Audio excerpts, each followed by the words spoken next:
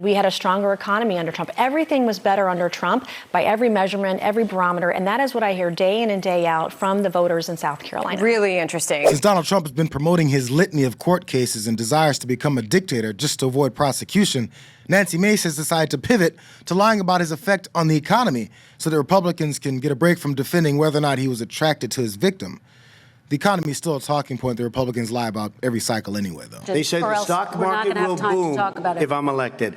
If he's elected, the stock market will crash. Okay. 12 seconds later. Finished the week, tenure about 4.14%. And that is going to do it in the 48.30 for the S&P 500. Closing bell sets it right there. Let's send it over to overtime with Morgan and John.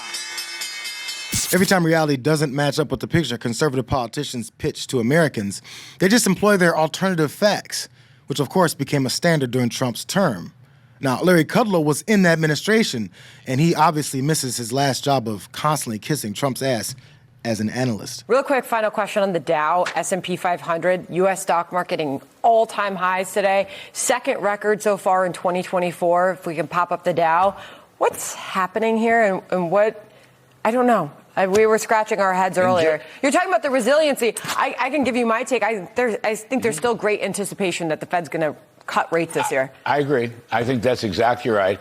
It may be setting up for disappointment. On the other hand, Donald Trump has said several times the last few days the stock market's rallying because it's anticipating that he will return to the presidency. Oh! I just thought I'm not saying that analytically. That is his view. My experience with Mr. Trump in the years that I worked for him, he's a very good investor. He knows how things work. So you can take it for what it's worth, okay, Sandra? Good to have you here, Larry. The Kudlow Trust is doing very well no matter what the reason, and I'm happy about that. Oh, and so is my saintly wife. A lot of Americans looking at their 401k today. Good day. They're feeling the same way. Enjoy. Enjoy. Neither one of them is serious, but their audience probably is. It might be part of the reason that Trump supporters literally think that he's infallible. Fox News can't simply report what's happening with the stock market, which disproportionately represents and benefits the wealthiest in the country. So it doesn't really make a lot of sense that this is the standard for economic growth in the first place, especially when you're pitching it to your audience like that. But like everything else in Trump world, economic advisors and analysts like Kudlow that ever touch the MAGA, they get their wild prognostications from their creator. Next Trump economic boom will begin on November 5th, 2024. That will be an economic boom.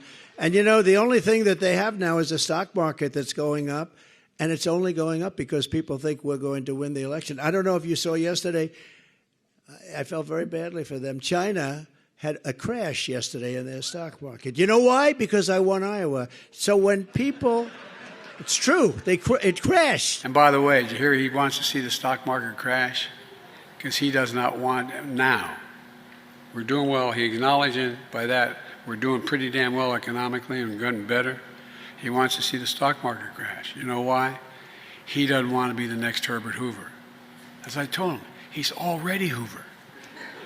He's the only president to be president for 4 years and lose jobs, not gain any jobs. Come on, man.